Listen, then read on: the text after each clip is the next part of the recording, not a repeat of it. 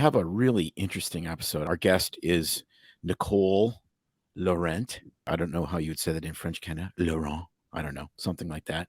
And she is just delightful. She's a licensed mental health counselor that helps people use ketogenic dietary therapy as a treatment for mental illness and neurologic issues. Welcome, Nicole. Tell us a little bit about yourself and how you arrived here. Thanks. Yeah, I'm glad to be here. So I am a licensed mental health counselor in the state of Washington, and I have been for 16 years now. And the last 6 years, I have been transitioning people to a ketogenic diet to treat serious mental illness and neurological issues.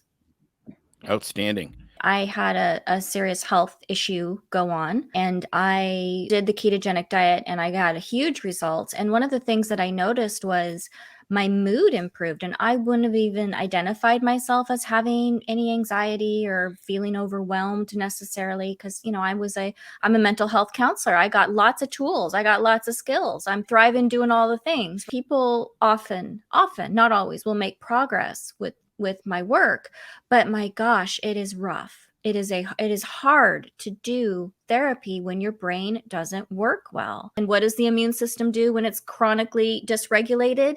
It gets chompy.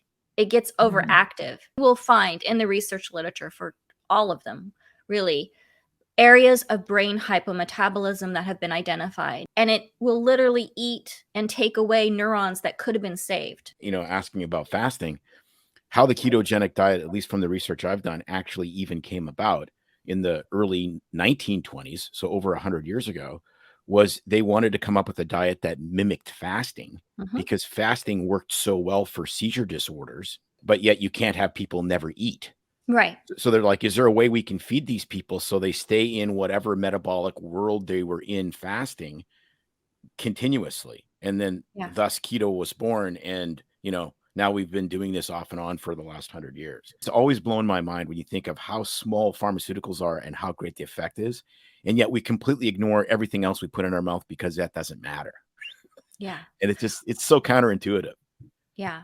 A lot of that has to do with personality and trust. We trust our government to test these things before they're allowed to be put on our food. And people don't understand that, that's not happening to the degree that they imagine that it's happening. I know our listeners are going to be blown away, and I think some lives are going to be changed from this. So we really appreciate you being here.